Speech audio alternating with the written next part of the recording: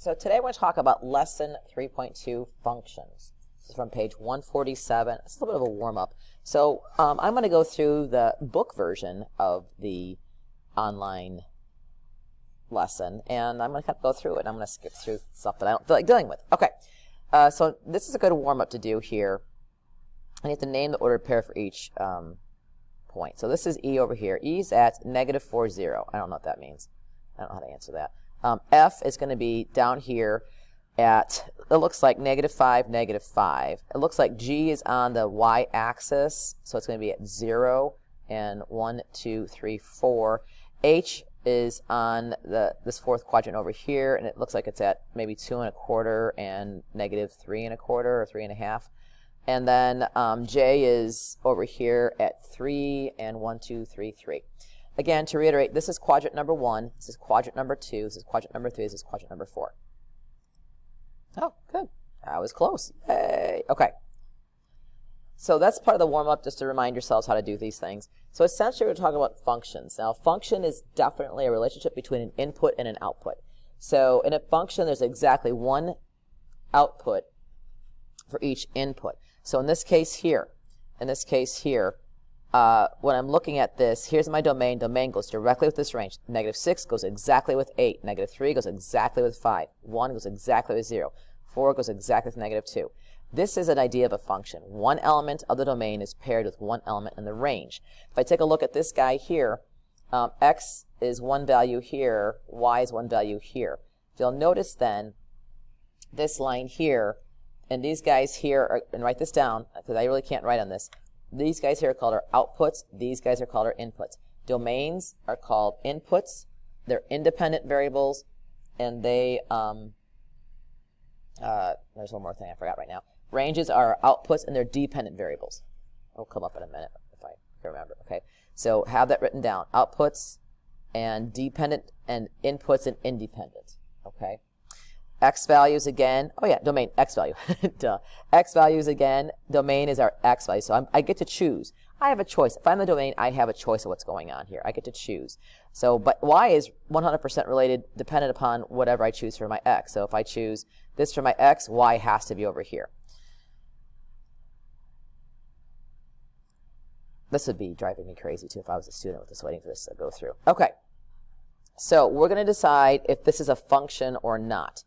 This domain, -4, okay. Going over here, it's 1 to 1, okay. 5 to 6, okay. So for each element of the domain, there is exactly one element of the range. So I have no idea what this thing is for. Okay, what does that mean? I don't know what this dot is for. Oh, that's the next slide? Oh, okay. Oh, gotcha.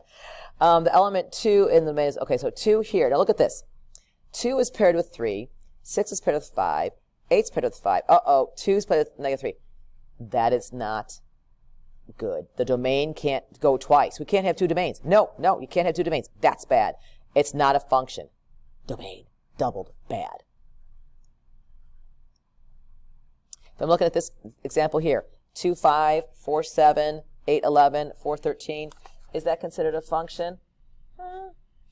Let's see, is 2 repeated? No. Is 4 repeated? Uh-oh, 4 is repeated. You can't possibly do that. 4 cannot, the domain cannot repeat. Essentially, the domain cannot repeat. Write that down. The domain cannot repeat. That is a phrase that pays. The domain cannot repeat.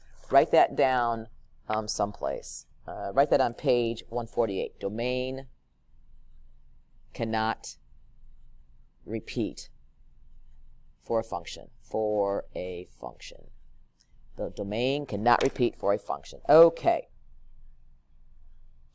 I don't even know what that is. I don't even care. Okay, I'm skipping that. I thought I got rid of those dumb slides. Okay, here's the next one. Again, the domain cannot repeat. That's the phrase that pays. Boy, we went through example 1 already. Oh yeah, that was good, I think. Hang on, I'm cracking myself up. Okay, right now I want to make sure that you go back and do the check on page 148, okay? Do the check on page 148, okay? So press pause and do the check on page 148. Do the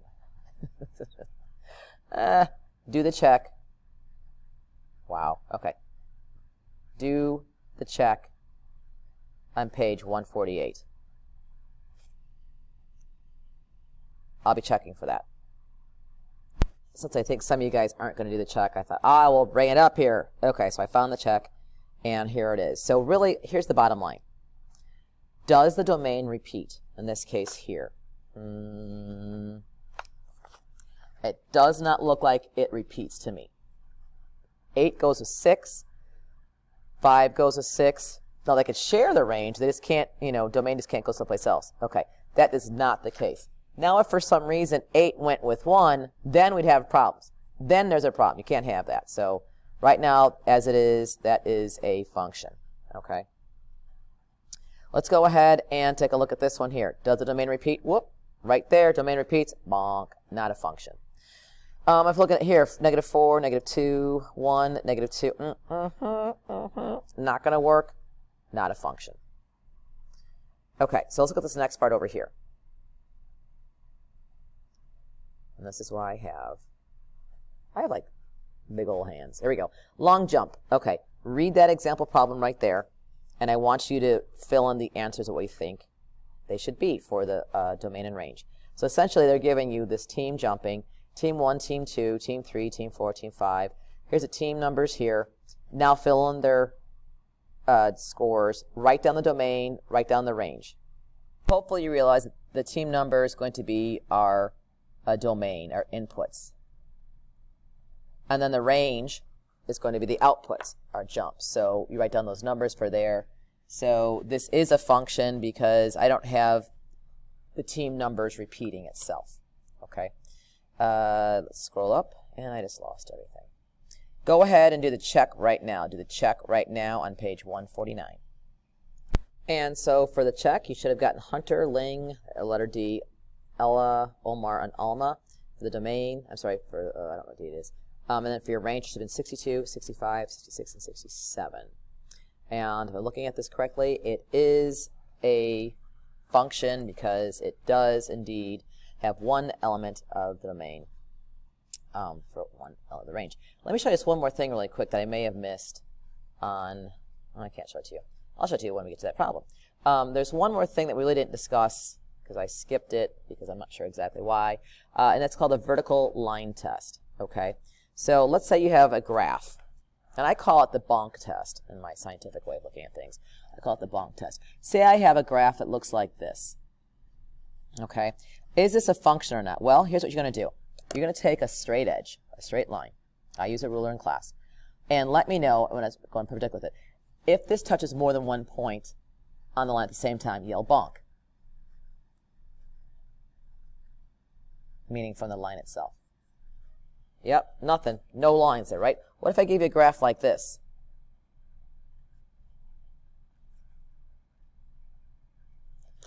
All right, ready? Bonk, okay.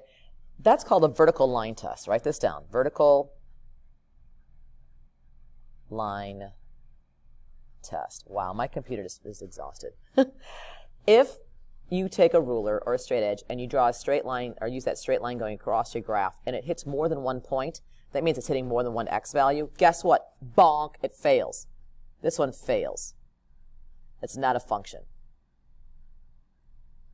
Okay, it's not a function. Essentially, any vertical line will fail the vertical line test. Okay, sometimes you'll have functions that will look like, oh, I don't know, you'll see it. We'll show it to you in a minute. But that's another way to determine if something's a function or not. Not only can you see it by the table, the chart, by the repeated domains, but on a graph, if it fails a vertical line test, meaning if I make a vertical line go across the graph and it touches more than one point in the x-axis up and down, it is going to fail. Okay, let's go to the next page here. Oh, equation has functions. I have no idea what I just did. I just lost my guy. And I always lose my guy. Okay. So example 3, determine whether this is a oh, here it is. Timely. Is this line a function? So I'll take my ruler and we'll go through it. No bonkage. It did not hit more than 1 point. So therefore, it's indeed a function. It passes the vertical line test. So this is indeed a function. I'm going to put this on pause somehow. Now let's just recap here. Let's recap here. Check which relations described in the chart represent functions. Yes or no? A relation passes a vertical line test. Yeah, you have to pass the vertical line test. The element in the domain is paired with only. What? Only. Wait, what? It can't be, right? No, it's going to be exactly one. Exactly one. A vertical line passes more than... No, that's silly. That's crazy talk. It certainly has to only hit 1 point. More than 1 point, it fails the vertical line test. That's the whole point. That's just dumb. The domain represents each student in the class, while the range is the age. If each student is individual, sure. Like in your class right now, there's only one you in the class, but you all may share same age. Like there might be some kids that are 13, 13 and a half, 14, 14 and a half, right? Or probably 13. The domain represents the number of days in May. Okay, so here it is in May. While the range represents the high temperature. The domain represents the number, the number of a day. Okay, the number of a day in May. While the range represents a high temperature for that day. Okay, so I'm not exactly sure what they mean, but the domain represents the number of a day in May. So the 15th number. So if on the 15th, if you look at it that way, if I look at domain, meaning I have 1 through 30, is it 31 days in May? Let me look at my calendar really quick. I really don't know how many days are in May. I should probably know that, I guess. I'm not exactly sure why. I go to May. There are 31 days in May. The domain represents the number of a day in May. That all seems to be unique to me. While the range represents the temperature for the day. Well, the temperature surely could repeat itself, but the exact number day isn't going to. So I think, and my book has it listed as no. The way I'm interpreting it, the way I'm writing it down, is that I'm going to put down that as a yes, because every number is unique. Okay, that's interesting to me.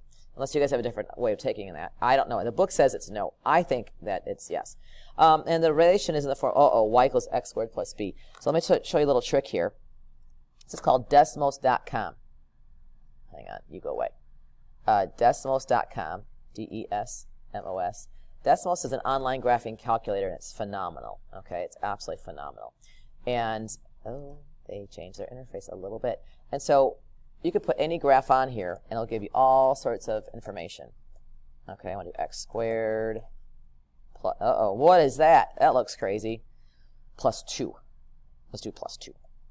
Plus 2, okay. So essentially, this is a parabola. I wanted to share this with you guys. It's kind of fun. I'll be graphing this later. This is a parabola. And you'll see that if I draw a vertical line through this, x equals 3. If I take a vertical line, it's not going to touch more than one spot. Okay?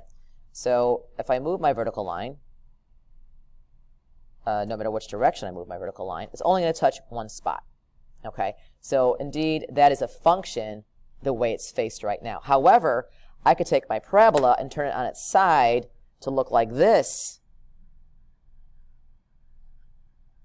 Okay? That will not be a function. That's crazy talk. We're not going to actually learn that. You'll learn that at the high school. Not with me. Okay? I'm going to put this on pause for here right now, and then we'll do the function values in another video. Okay? And hopefully you guys get the phrase that pays, and hopefully you like this crazy video. Talk to you later.